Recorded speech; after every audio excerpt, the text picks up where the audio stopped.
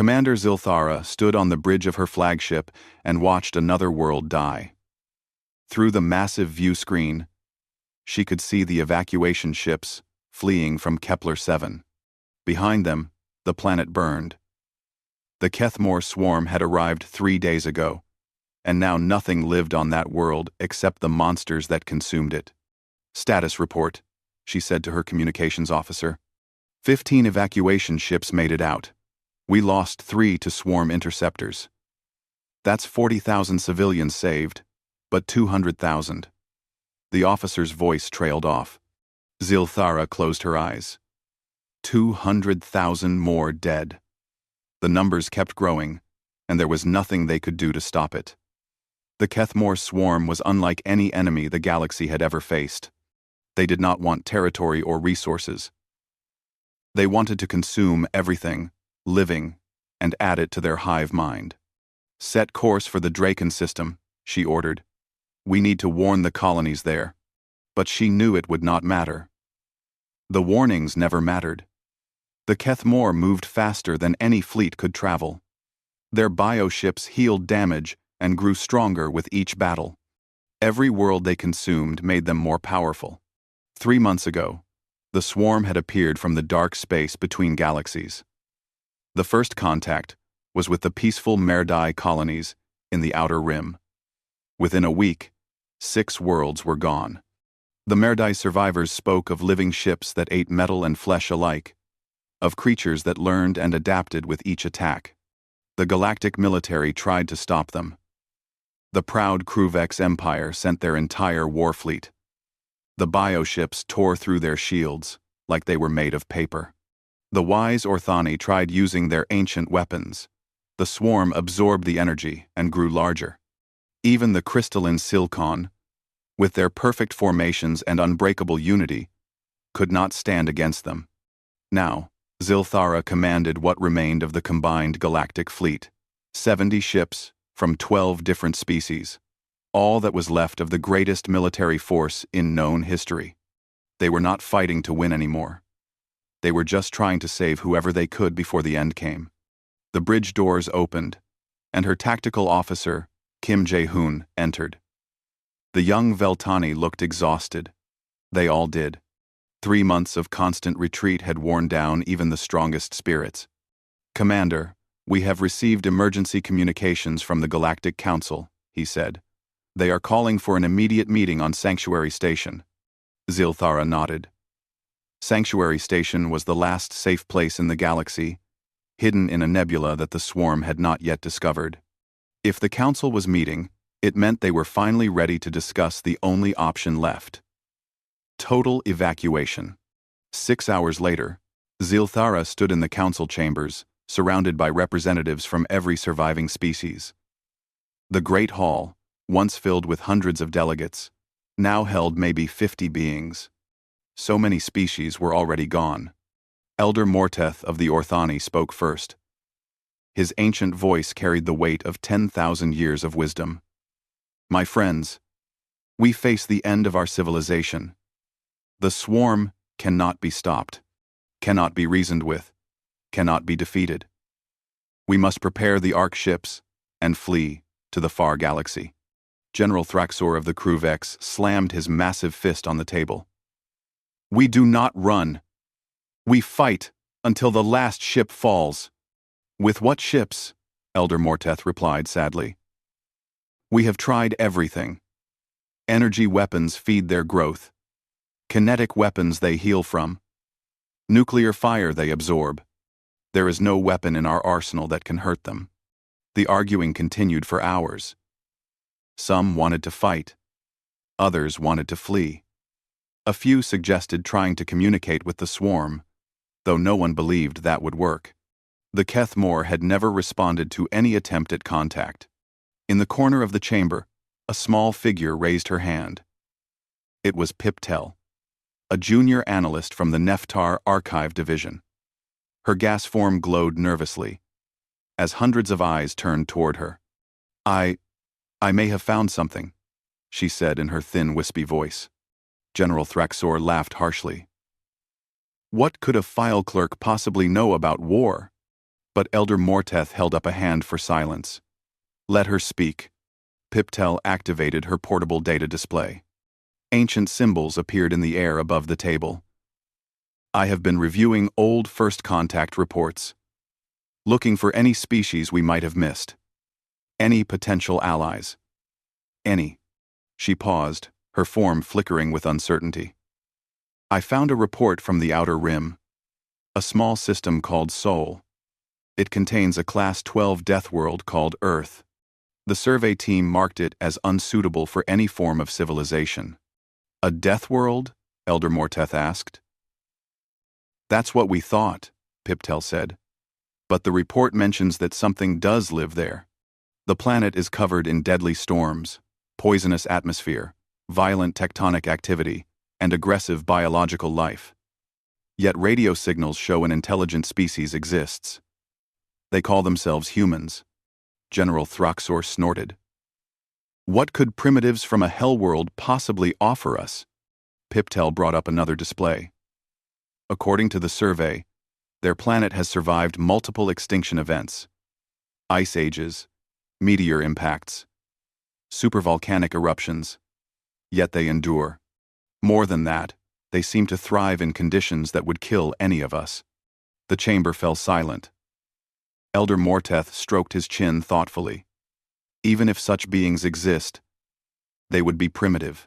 No species could develop advanced technology while fighting for survival against their own planet. Maybe, Piptel said quietly. But they are still alive. After everything their world has thrown at them, they are still alive. Perhaps they know something about survival that we do not. The debate that followed lasted another 6 hours. In the end, desperation won. With no other options remaining, the council authorized sending a message to the Sol system. Most representatives considered it a waste of time, but they had nothing left to lose. The message was simple. To any listening civilization in the Sol system, the galaxy burns. Billions die. We are the last free beings in known space. If you can hear this, please help us. We do not know what you can offer, but we will accept any aid you can provide. The signal was broadcast on all frequencies, powered by the last functioning deep space transmitters. It would take weeks to reach the distant Sol system, if anyone there could even receive it. As the delegates left the chamber, none of them held much hope. What could beings from a death world possibly do against the swarm that their advanced civilizations could not? In the Sol system, primitive radio telescopes detected the signal. But the response that came would change everything the galaxy thought it knew about war, survival, and the creatures that called themselves human. Dr. Sarah Kim stared at the decoded message on her computer screen for the third time. As the head of Earth's newly formed Extraterrestrial Contact Division, she had been the first to receive the signal from space. The words were clear enough, translated by the universal mathematics embedded in the transmission. Someone out there needed help. She picked up her secure phone and dialed the emergency number that connected directly to the United Nations Security Council. Within minutes, the most powerful leaders on Earth were reading the same message that had kept her awake for 2 days. Are we sure this is real? Asked President Chen from the video conference screen. His face showed the same disbelief that Sarah felt. Our best analysis says yes, Sarah replied. The signal came from outside our solar system. The mathematics check out. Someone is asking for help against something called the Kethmore Swarm. And they want military aid? This from General Martinez, whose weathered face showed skepticism. Sarah nodded. They mention billions dead and civilizations falling. Whatever is happening out there, it's big. The debate that followed was unlike anything in human history. Representatives from every nation argued through translators, but for once, they were not arguing against each other. The question was not whether to help, but how much help to send. We barely have space flight, pointed out the Russian delegate. Our furthest manned mission was to Mars. How can we possibly help advanced aliens? Because they asked us to, said President Chen simply. Someone is dying out there, and they called for help. That's enough.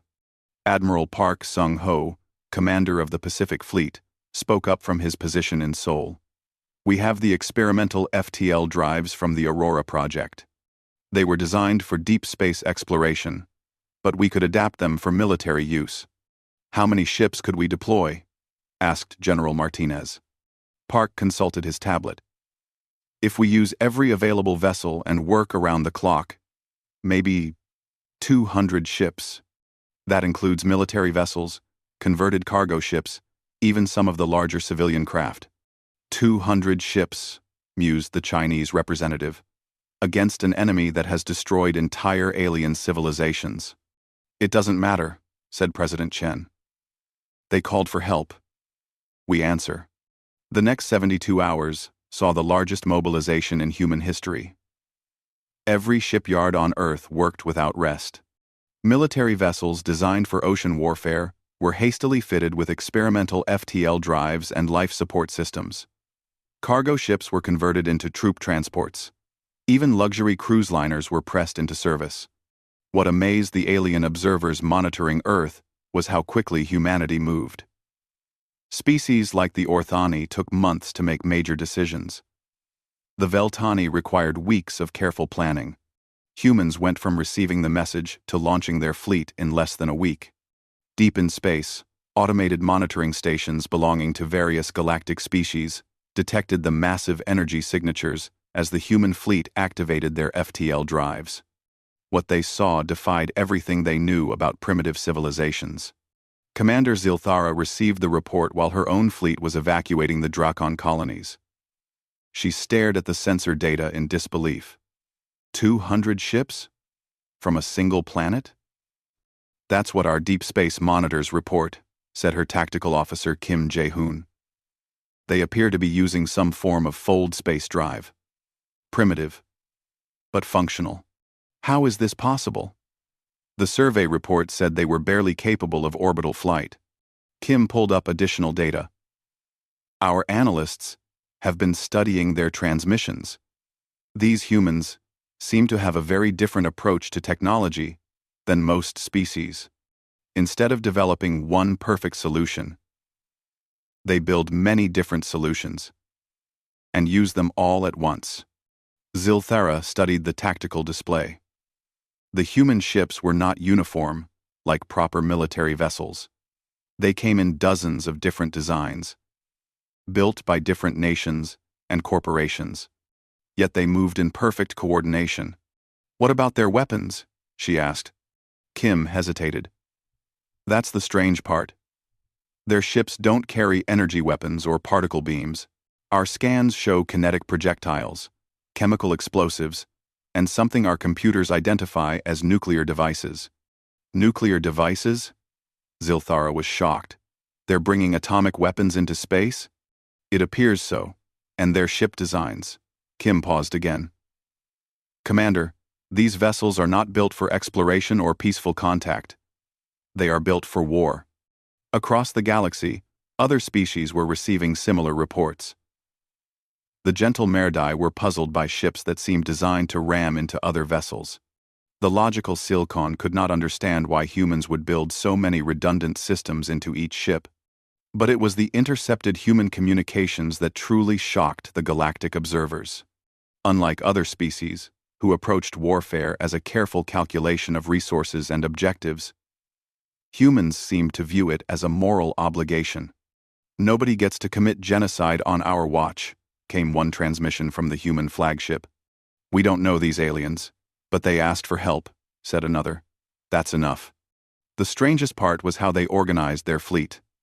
Instead of a single unified command, different groups of ships represented different human nations.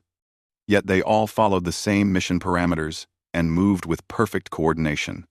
Fleet Admiral Park stood on the bridge of the UES Indomitable, the largest ship in the human fleet.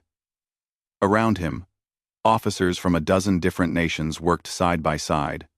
The Japanese tactical officer coordinated with the Brazilian weapons specialist. The Nigerian communications expert relayed orders from the Indian navigation team. "Admiral," called out Lieutenant Commander Jackson from the sensor station. "We're receiving a transmission from the aliens. They're asking for our intended destination." Park smiled grimly. "Tell them we're heading wherever the fighting is thickest. We got their message. We're here to help." The response that came back was filled with disbelief. No species in galactic history had ever responded to a distress call from unknown aliens. The concept of risking everything for strangers was completely foreign to civilized society. But humans were not civilized in the way the galaxy understood the term. They were survivors from a world that had tried to kill them for millions of years. They had learned to fight not just for themselves, but for anyone who needed protection. As the human fleet approached the war zone, long-range sensors detected something that made every alien observer pause. The Kethmore swarm had noticed the approaching ships and was moving to intercept them. Over 300 bioships were converging on the human position. "Should we warn them?" asked Kim Jae-hoon aboard Zilthara's flagship. Zilthara watched the tactical display. The human fleet was outnumbered more than 10 to 1 by an enemy that had destroyed every military force in the galaxy. "Send them the tactical data. Tell them what they're facing." The response from Admiral Park was brief. "Understood. Thank you for the warning.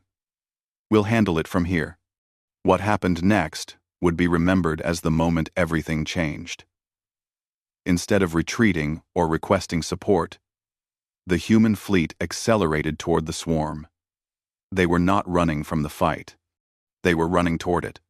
And for the first time since the war began, the aliens watching felt something they had almost forgotten: hope. The Deathworlders had answered the call, and they were coming with everything they had. Captain Lee Min-jun studied the tactical display aboard his destroyer, the UES Seoul. What he saw made his stomach tighten.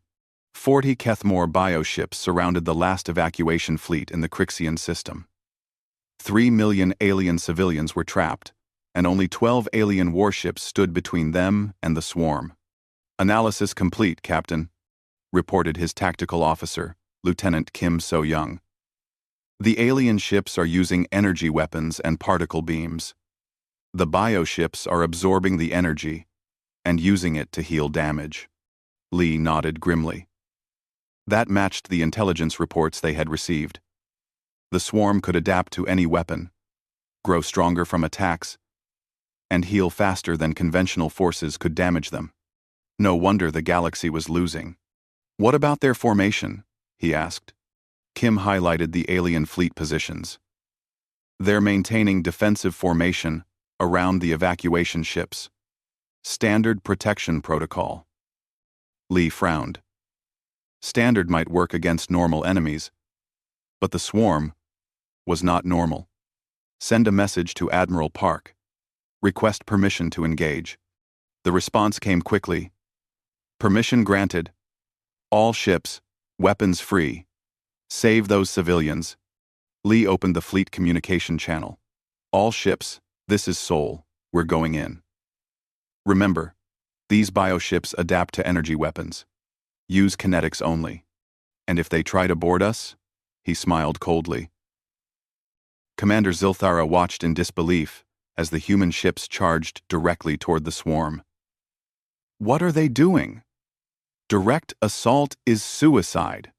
Her tactical officer, Kim Jae-hoon, monitored the human communications. "They're telling the evacuation fleet to continue loading civilians. They say they'll hold the line." Hold the line? Against 40 bioships with just 200 primitive vessels?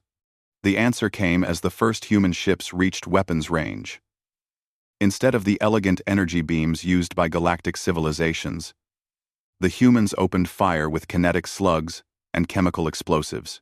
Massive steel projectiles slammed into bioship hulls at incredible speeds. The swarm had never encountered such weapons.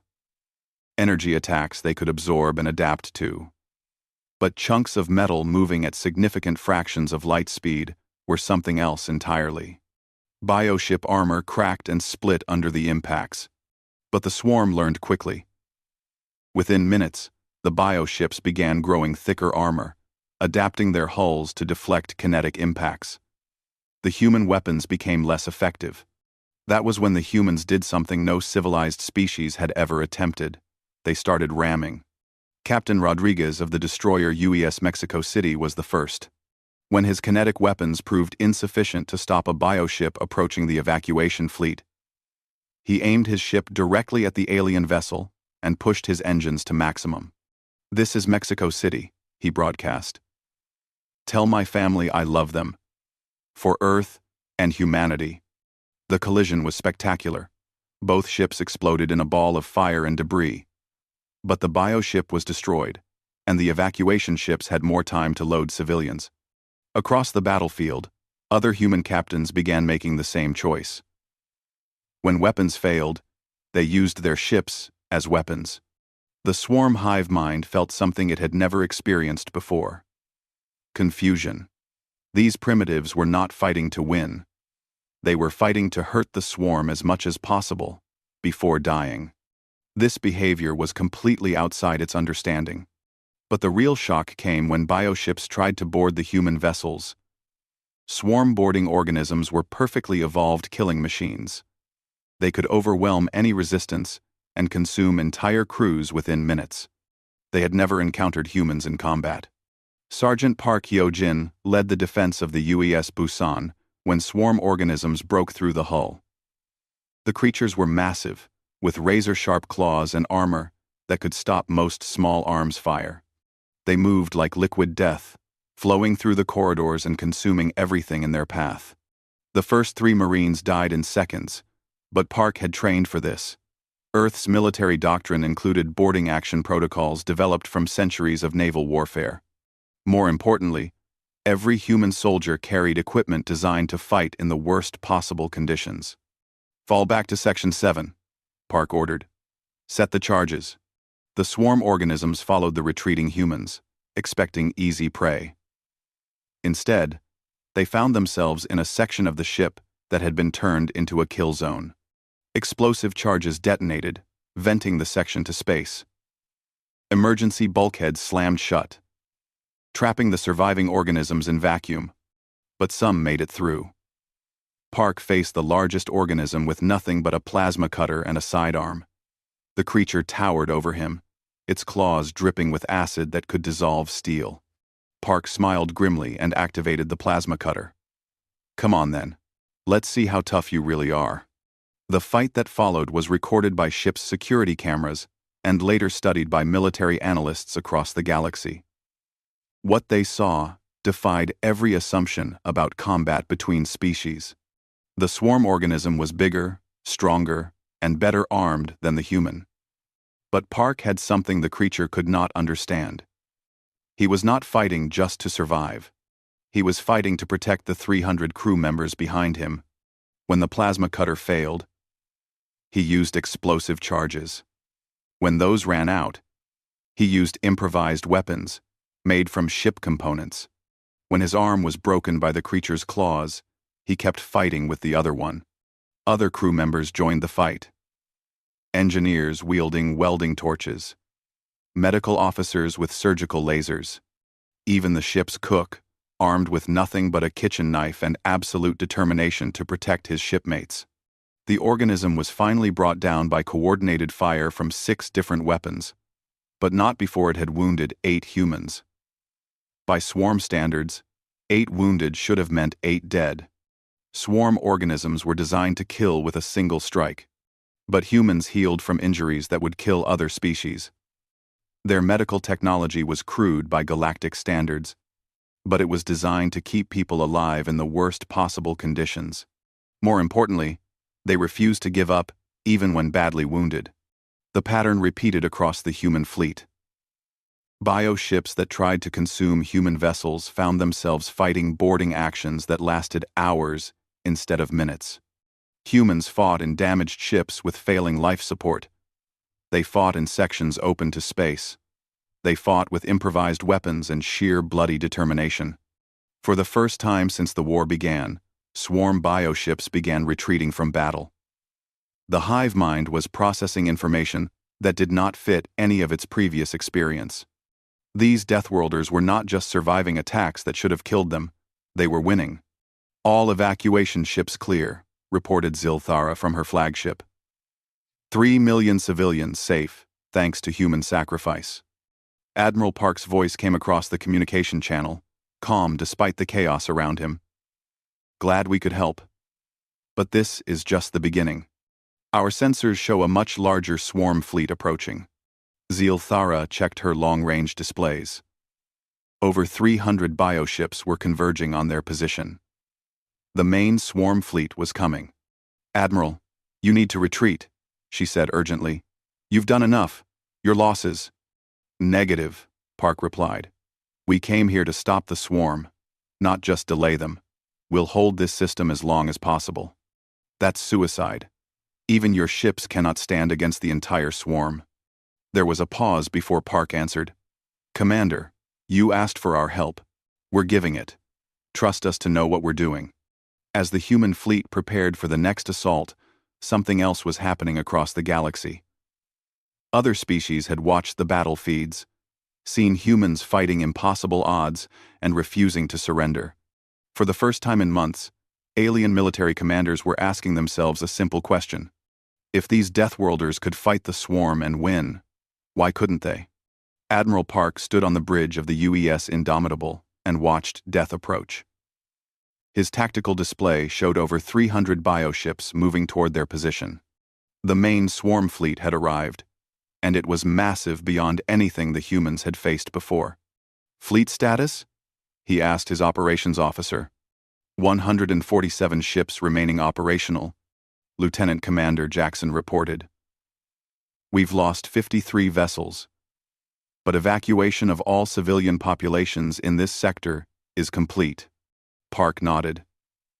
They had saved over 3 million alien lives, but the cost had been high.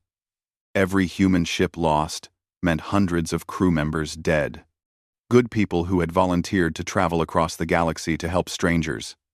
"Admiral," called out the communications officer, "we're receiving a message from the approaching swarm fleet." "Put it through." The voice that came from the speakers was unlike anything the humans had heard before. It was many voices speaking as one, a hive-mind consciousness that had consumed thousands of different species. "Deathworld creatures, you have caused us curiosity. We do not understand your behavior. You fight knowing you will die. This serves no evolutionary purpose." Park smiled grimly. "That's where you're wrong. We fight because it's the right thing to do. You wouldn't understand that. We understand survival. We understand adaptation. We understand consumption and growth. Your actions serve none of these purposes." "No," Park agreed. "They serve something better. They serve others." The swarm fleet continued its approach, and Park gave orders for the human fleet to move deeper into the system. His ships spread out among the dead planets and asteroid fields, using the terrain to their advantage. "Sir," asked Lieutenant Commander Jackson, "shouldn't we be falling back? We're outnumbered 3-1. "That's exactly what they expect us to do," Park replied. "But we're not here to fight the way they think we should. We're here to hurt them as much as possible." The humans began implementing tactics that no civilized species would consider. They turned dead planets into weapons by overloading abandoned fusion reactors. They seeded asteroid fields with nuclear mines. They even rigged entire space stations to explode when bioships approached. The swarm hive mind watched these preparations with growing confusion. Most species fought to preserve resources and minimize damage. These Deathworlders were deliberately destroying everything around them to create weapons. The battle began when the first bioships entered the asteroid field around Crixion 5. Human crews had spent hours placing explosive charges throughout the rocky debris. When the swarm vessels moved to attack, the entire field detonated. Massive chunks of rock, accelerated by precisely placed nuclear charges, slammed into bioship hulls. The creatures could heal from energy weapons and adapt to kinetic rounds. but they could not heal fast enough to survive, having entire asteroids driven through their bodies at high velocity. "First blood to us," reported Captain Kim from the destroyer UES Daegu. "But they're adapting. The bioships are growing thicker armor and spreading out their formations." Park had expected this. The swarm learned from every encounter. But humans had one advantage. They adapted faster. "Phase 2, he ordered. All ships, switch to ramming tactics. What followed was unlike any battle in galactic history.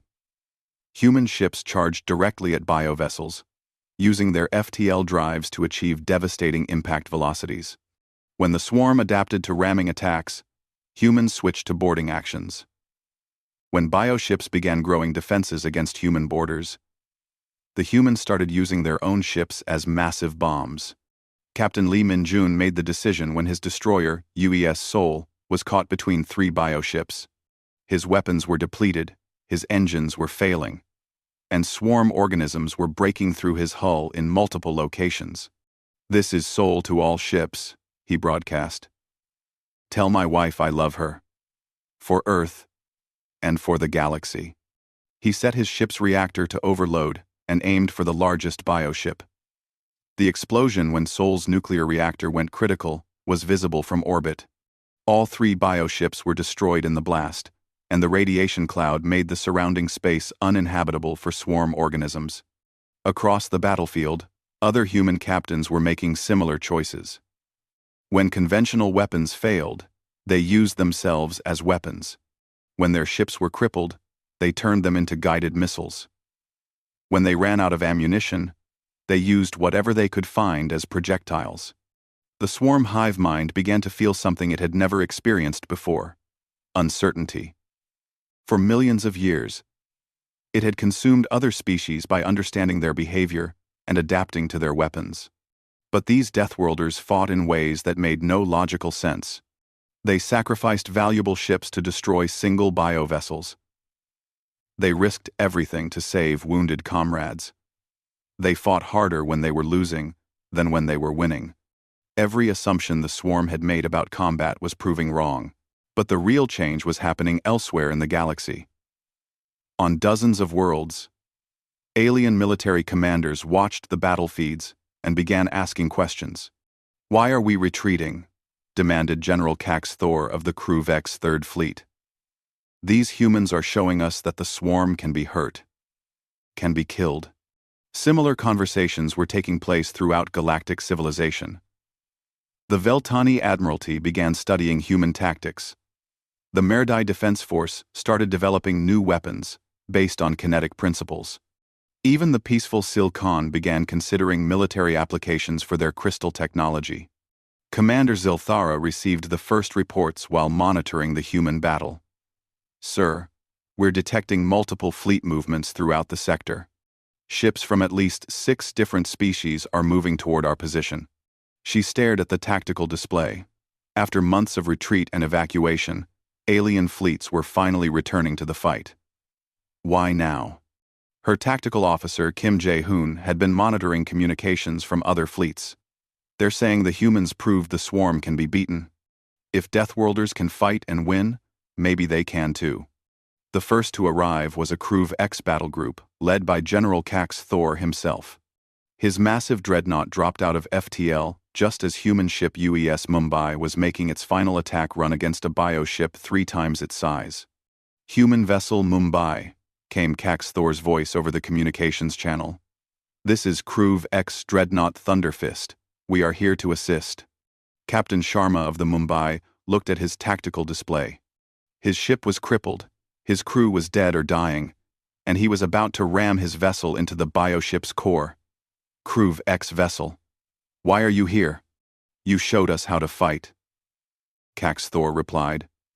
"Now, we fight together." The Kruv X dreadnought opened fire with weapons that had not been used in decades. Instead of elegant energy beams, they used massive kinetic cannons that fired depleted uranium slugs.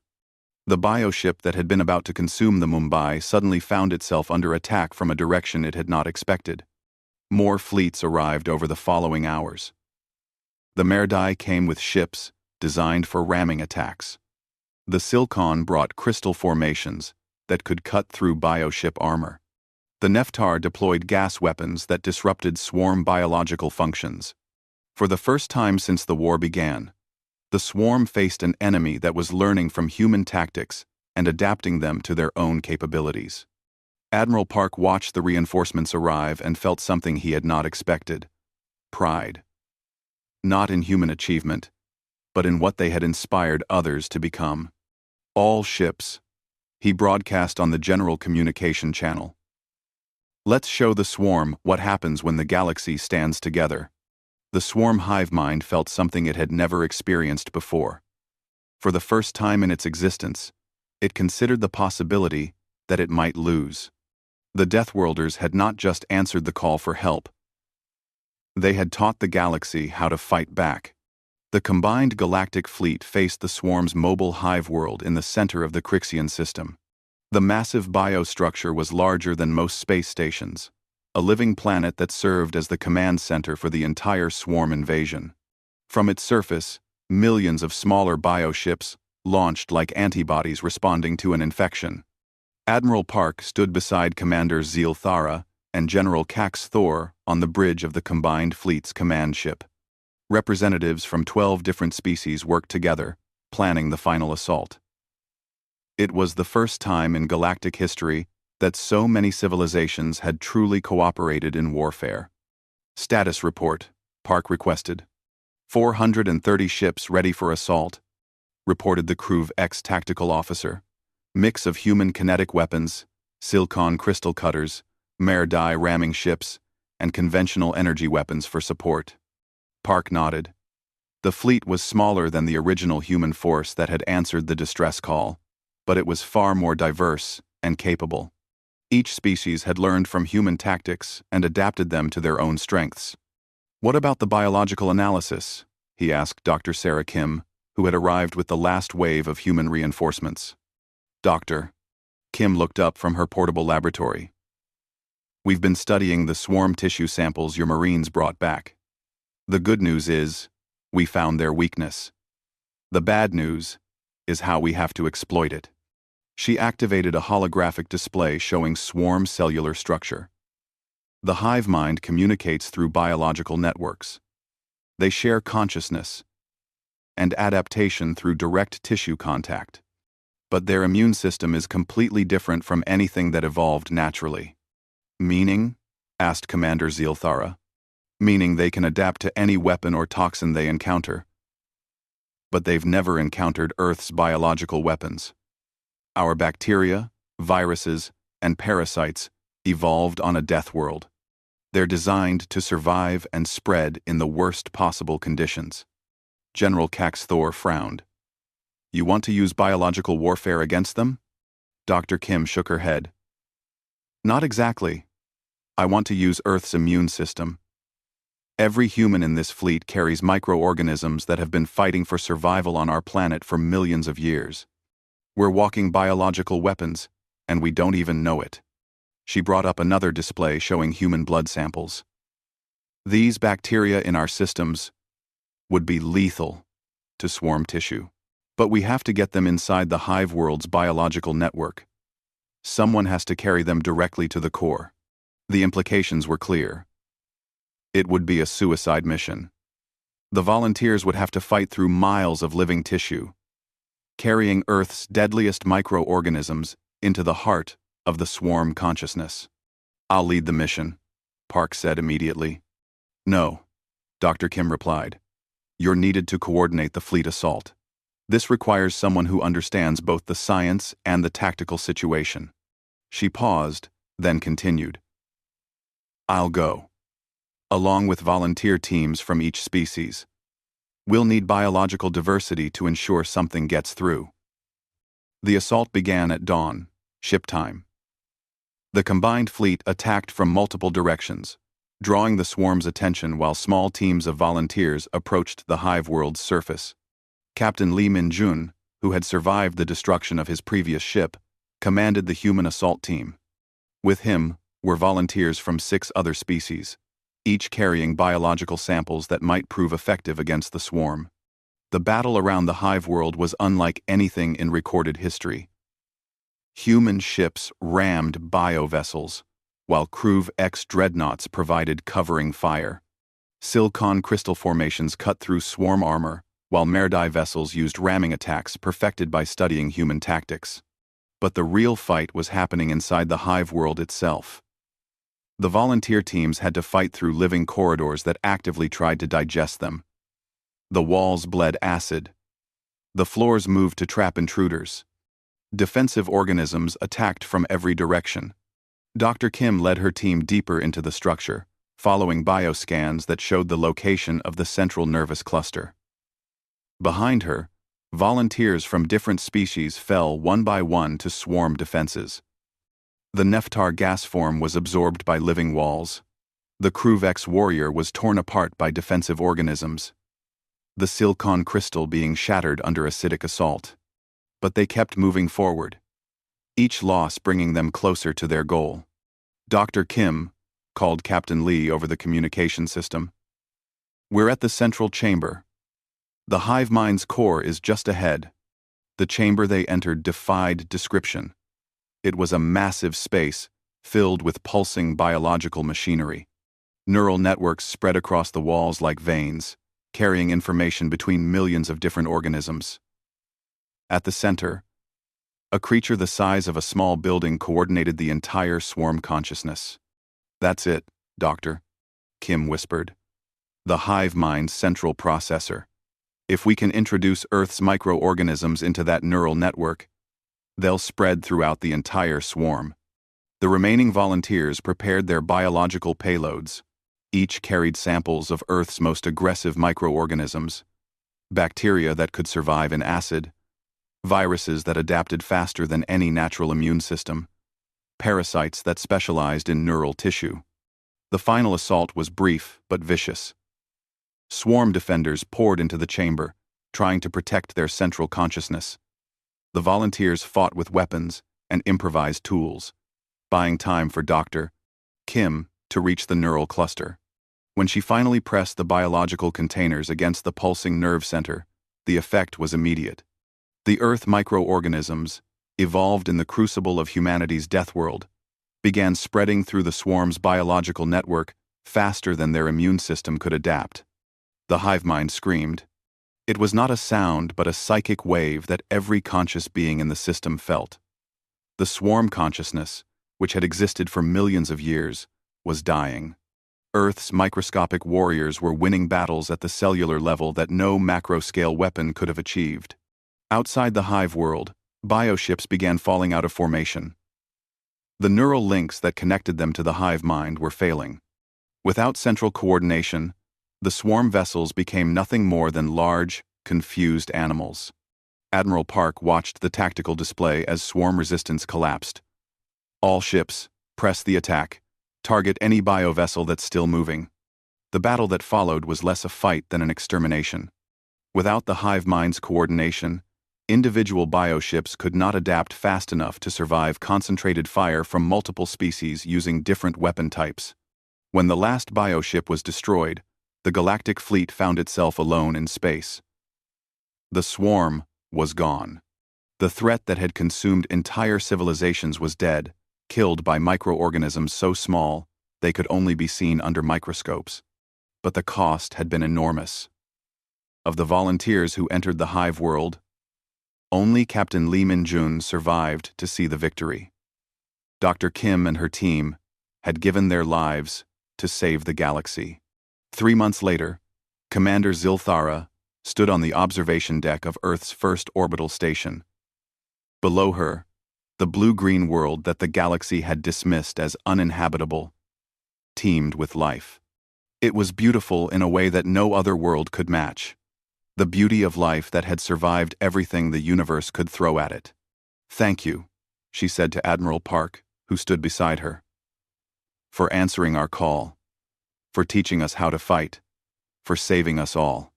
Park nodded solemnly. "We did what anyone should do when asked for help. We came." "But that's just it," Zilthara replied. "No one else did. In all of galactic history, No species has ever answered a distress call from unknown aliens. You came across the galaxy to help people you'd never met, against an enemy you didn't understand. Park looked down at his world, where storms raged and volcanoes erupted, and life thrived in defiance of impossible odds. Maybe that's what makes us different. We know what it's like to need help. Our planet tried to kill us every day for millions of years. We learned that survival means helping each other. As Zilthara prepared to leave Earth, she carried with her new knowledge that would change the galaxy forever. She had seen what Deathworlders could accomplish when they refused to give up. She had watched them teach an entire galaxy how to fight impossible odds and win. But most importantly, she had learned that the greatest weapon in the universe was not technology or firepower. It was the willingness to help others, even at the cost of your own life. The galaxy would never be the same. Across known space, military academies began teaching human tactics. The peaceful Merdai developed assault forces. The logical Silkon created warriors. The ancient Orthani dusted off weapons not used in millennia. Everyone was learning to be Deathworlders. The age of easy conquest was over.